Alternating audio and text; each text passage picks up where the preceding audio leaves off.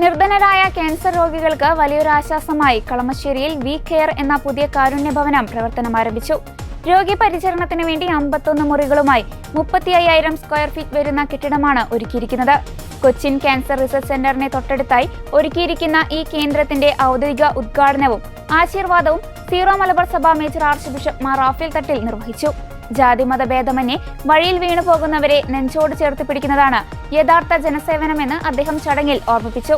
Vincentian സഭാംഗങ്ങൾ സമൂഹത്തിൽ നടത്തുന്ന ജനസേവന പ്രവർത്തനങ്ങൾ ഏറെ മഹത്തരമാണെന്നും പിതാവ് പറഞ്ഞു. ജനസേവനം വളരെ വലുതാണ്. അവർക്ക് സാന്നിധ്യം അത് വളരെ സ്വാധീനമുള്ള സാന്നിധ്യമാണ്. ഇവിടെ തുടങ്ങിയിരിക്കുന്ന ആശ്രമം അതിൻ്റെ മറ്റേ വർഷമാണ്. വഴിയിൽ വീണവനെ എടുത്തു പൊക്കുക. ക്യാൻസർ മുമ്പിൽ 6 പേർക്ക് മുട്ട പറയും. അതിൽ മഹാഭൂരിപക്ഷം പാവങ്ങളും ദരിദ്രരുമാണ്. മതം നോക്കാതെ ജാതി നോക്കാതെ അവർക്ക് മരിക്കാൻ, അവരെ രക്ഷിക്കാൻ നമുക്ക് പരിശ്രമിക്കാൻ, ആഗ്രഹിക്കാൻ നമുക്ക് പരിശ്രമിക്കും. പക്ഷെ അതിനേക്കാൾ അപ്പുറത്ത് ഇവിടെ വരുമ്പോഴേക്കൊക്കെ 3rd സ്റ്റേജിലൊക്കെയാണ് മാന്യമായിട്ട് മരിക്കാൻ, രാജകീയമായി സമൂഹത്തിൽ ഒരു ചെയ്യുന്ന സന്തോഷം എത്ര വാർത്തകളുണ്ട് ഞാൻ വെച്ചാൽ പോലെന്നാണ്. സത്യം പറഞ്ഞാൽ വിൻസെൻഷൻകാർ വിൻസെൻ്റ് പോളിൻ്റെ ആത്മാവ് സ്വീകരിച്ചുകൊണ്ട് തുടങ്ങിയ സ്ഥാപനമായിട്ട് ഞാൻ ക്യാൻസർ ചികിത്സയുടെ ഭാഗമായി ആഴ്ചകളോളം തുടർ പരിചരണം ആവശ്യമായി വരുന്ന നിർധനരായ രോഗികൾക്ക് താങ്ങാവുകയാണ് കളമശ്ശേരി മണലിമുക്കിൽ പുതിയതായി ആരംഭിച്ച DePaul care centre care for new life. ദൂരസ്ഥലങ്ങളിൽ നിന്ന് കൊച്ചിൻ ക്യാൻസർ സെന്ററിൽ ചികിത്സയ്ക്കെത്തുന്ന പാവപ്പെട്ട രോഗികൾക്ക് 2 ആഴ്ചയോളം പുറത്ത് താമസിച്ച് ചികിത്സ തേടേണ്ടി വരുന്നത് വലിയ സാമ്പത്തിക ബാധ്യത ഉണ്ടാക്കുന്നുണ്ട്. ഈ അവസരത്തിലാണ് കൊച്ചിൻ ക്യാൻസർ സെന്ററിൽ രോഗികളായി എത്തുന്ന പാവപ്പെട്ടവർക്കും അവർക്കൊപ്പം കൂട്ടിരിപ്പുകാരായി വരുന്നവർക്കും താമസവും ഭക്ഷണവും പൂർണ്ണമായും സൗജന്യമായി ലഭിക്കുന്നത്.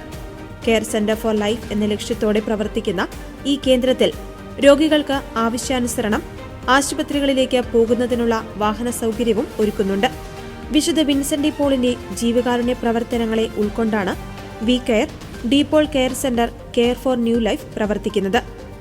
ഇന്ന് അഭിമന്യ പിതാവ് മാർ റാഫേൽ തട്ടിൽ പിതാവ് ആശീർവദിച്ച് ഈ ഡീപോൾ കെയർ സെന്റർ പാവപ്പെട്ടവരായ ജനങ്ങൾക്ക് വേണ്ടി തുറന്നു കൊടുക്കുമ്പോൾ ഇത് വിൻസെൻഷൻ സഭയുടെ ചെറിയ ഒരു സമർപ്പണം മാത്രമാണ്.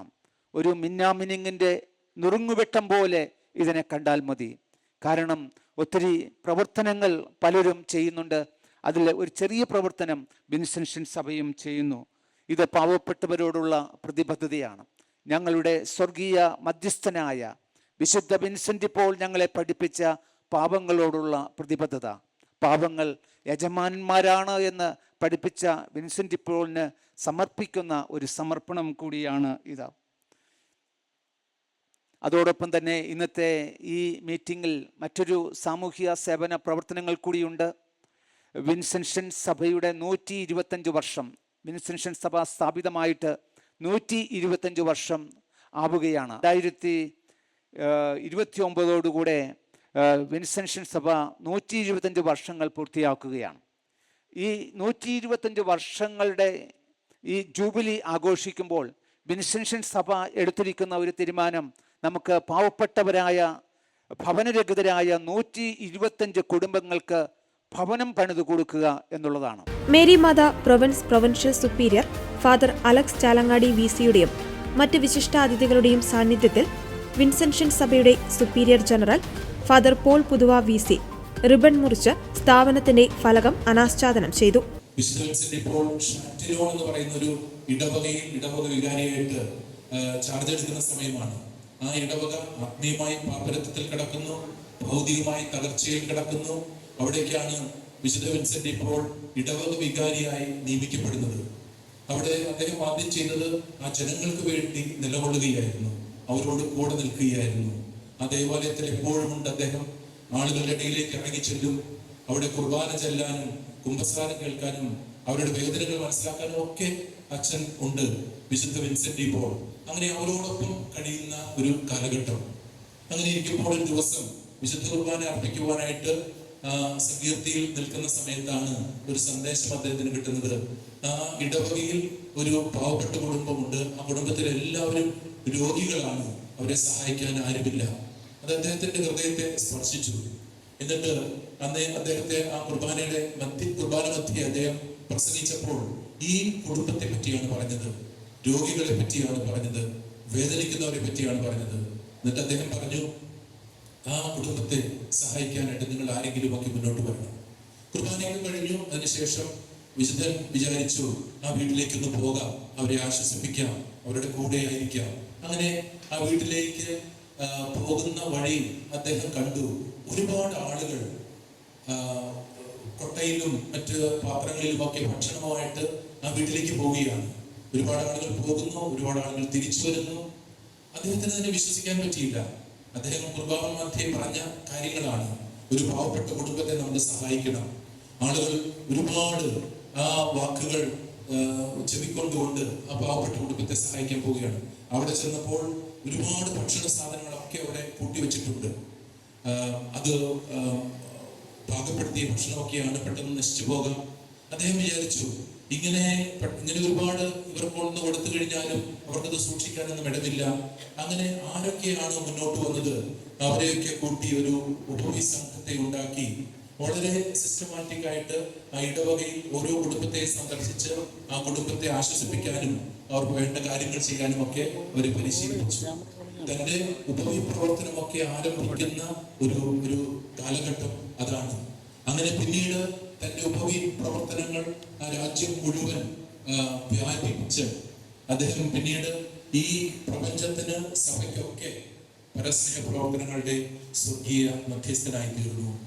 അദ്ദേഹത്തിന്റെ കാലടികൾ പിഞ്ചെന്നുകൊണ്ടാണ് വിൻസെൻഷൻ സഭയും ഇതുപോലെ ഒരു സംരംഭം ഏറ്റെടുത്തിരിക്കുന്നത്.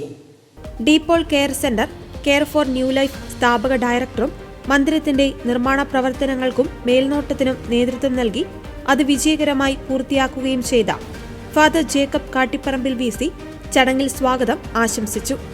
നമ്മൾ ഈ സ്ഥാപനം ലക്ഷ്യം വയ്ക്കുന്നത് CCRCയിലെ രോഗികൾക്ക് വേണ്ടിയാണ്. ഞങ്ങൾ ഈ CCRCയെ സമീപിച്ചു, ഇങ്ങനെ ഒരു സംരംഭമുണ്ട്, ഉദ്ഘാടനത്തിനായി വരണം. ഡയറക്ടറെയാണ് ഞങ്ങൾ സമീപിച്ചത്. പല കാരണങ്ങളാൽ തിരക്ക് ഒക്കെയാണ്. അപ്പോൾ അതുകൊണ്ട് അദ്ദേഹം വരാൻ പറ്റിയില്ല. പക്ഷേ പിന്നീട് വരുമോ ഇല്ലയോ, ഈ ആശുപത്രിയുടെ പ്രാതിനിധ്യം ഇല്ലാതെ പോകുമോ എന്നൊക്കെ ഞങ്ങൾ ആശങ്കപ്പെട്ടു. പല വിധത്തിലും കോൺടാക്ട് ചെയ്യാൻ പറ്റുന്നില്ല, കിട്ടാതെ പോകുന്നു. അപ്പോൾ ഞങ്ങൾക്ക് നോട്ടീസ് അടിക്കണം, പെട്ടെന്നുണ്ടായ തീരുമാനമാണ്, ഒരാഴ്ചയുള്ളൂ, എല്ലാവരും അറിയിക്കണം, നോട്ടീസ് തയ്യാറാക്കണം, അങ്ങനെയുള്ള പ്രശ്നം.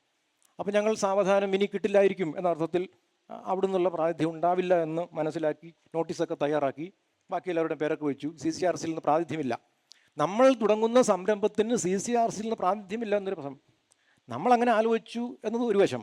ഏതായാലും ദൈവനിയോഗത്താൽ അവിടെ ഒരു ആലോചന ഉണ്ടായി കാണണം. നമ്മുടെ പ്രാതിനിധ്യമില്ലാതെ ശരിയല്ലല്ലോ. അങ്ങനെ അവരുടെ ആലോചനയിൽ നിന്ന് ഉരുത്തിരിഞ്ഞതാണ്. അപ്പോൾ ഇനി നമ്മുടെ ഈ സ്ഥാപനവും CCRCയും തമ്മിലൊരു പാലമുണ്ടെങ്കിലാണല്ലോ. അല്ലെങ്കിൽ ഈ വാടകയ്ക്ക് 600-700 ഒക്കെ രൂപ മേടിച്ച് സ്വകാര്യ വ്യക്തികൾ സ്ഥാപനങ്ങൾ ഉണ്ടാക്കിയിട്ട് ഹോസ്റ്റൽ പോലെ ചെറിയ സൗകര്യങ്ങൾ കൊടുത്ത് മനുഷ്യനെ വിഴുങ്ങുന്ന ഒരു രീതി എല്ലായിടത്തുള്ള RCCയിലൊക്കെ നമ്മൾ അനുഭവിക്കുന്നതാണ്. ആളുകൾ ഇങ്ങനെ ഏജന്റുമാർ പോലും ഉണ്ട് RCCയുടെ വരാന്തകളിൽ ഈ വാടക സ്ഥലങ്ങളിലേക്ക് ചെറിയ സൗകര്യത്തിൽ കുറേ കാശ് മുടക്കി ക്യാൻസർ രോഗികളെ പോലും പിഴിയുന്ന മനുഷ്യർ.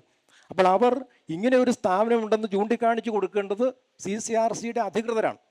അതുകൊണ്ട് ഈ CCRCയുടെ അധികൃതർ അവിടെ വരുന്ന പാവപ്പെട്ട രോഗികൾക്ക് അഭയമുണ്ട്, സൗജന്യമായി നിങ്ങൾക്ക് എല്ലാ സൗകര്യവും കിട്ടുന്ന സ്ഥലമുണ്ട് എന്ന് അവരെ പരിചയപ്പെടുത്തി കൊടുക്കുമ്പോഴാണ് നിങ്ങളുടെ ചികിത്സാ ദൗത്യം പൂർത്തിയാകുന്നത്. മന്ദിരത്തിന്റെ നിർമ്മാണം വിജയകരമായി പൂർത്തിയാക്കുന്നതിനും ചടങ്ങ് ഭംഗിയായി നടത്തുന്നതിനും സഹകരിച്ച എല്ലാവർക്കും കാരുണ്യഭവനത്തിന്റെ നിലവിലെ ഡയറക്ടറായ ഫാദർ ബിബിൻ പെരിഞ്ചേരി VC ചടങ്ങിൽ നന്ദി പ്രകാശിപ്പിച്ചു. പൂർണ്ണമായും പൊതുജന സേവനത്തിനായി സമർപ്പിച്ചിരിക്കുന്ന ഈ സംരംഭത്തിന്റെ സുഗമമായ പ്രയാണത്തിന് ഏവരുടെയും ആത്മാർത്ഥമായ സഹകരണവും പ്രാർത്ഥനയും പ്രതീക്ഷിക്കുന്നതായി വിൻസെൻഷൻ സഭ അറിയിച്ചു.